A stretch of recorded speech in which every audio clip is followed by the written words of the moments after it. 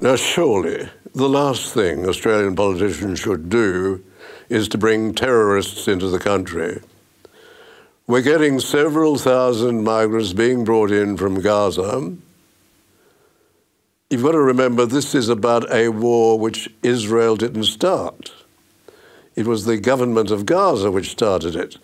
And when they went in, there were large demonstrations in support of what they did, including the barbaric way they treated the people of Israel, including babies.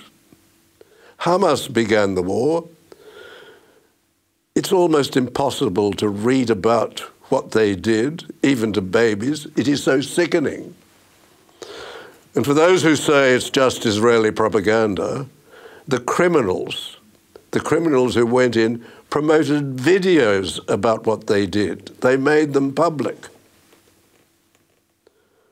But we're told by ASIO that the fact that you might have supported Hamas in itself is no barrier to entry into Australia. And we also know that they're not being properly checked. There's no way they can be properly checked. The danger's so great that even Saudi Arabia, Egypt, Jordan, and what's left of the failed states of the Lebanon and Syria won't let them in. The whole Arab and Muslim world will not have them in. But Anthony Albanese will. He'll take the risk on behalf of the Australian people for something no Arab country, no Muslim country will do. Where will Mr. Albanese be when there's just one act of terrorism at some time in the future? Go back to the case of the overseas cattle and the decision suddenly by the government at that stage, the Labor government at that stage, to stop the overseas trade in cattle while they were in the process of sending them. This caused such financial loss, not only to the civilian population, but also to other populations in Queensland. The farmers, all sorts of people lost terribly on that.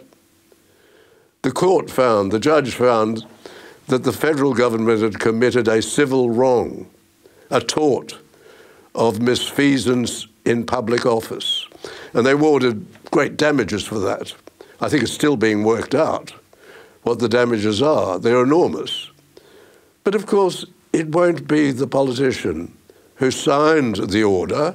He had two orders, one just to block it to particular abattoirs in Indonesia, the other to block it completely. And obviously, if you were concerned about cruelty questions, you'd block it to particular abattoirs, not generally. And for political reasons, they signed the order to block it generally. But being a tort, being a civil wrong, those damages are paid not by the politician, they're paid by you, by the taxpayers. I think, and I've argued, that there should be a crime in relation to this. Not of misfeasance, but of serious misfeasance in public office. And there should be the possibility that a politician who commits serious misfeasance in public office should be prosecuted so that they just don't go off to their superannuation, to their jobs with the Communist Chinese and all those things that our politicians seem to take up. They should be under some obligation and some possibility, some liability in relation to their acts in public office.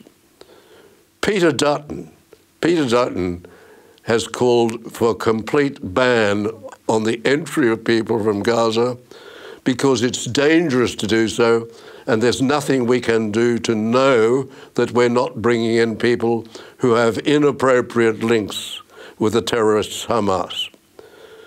Once again, Peter Dutton is being and looking prime ministerial, and Mr. Albanese certainly isn't.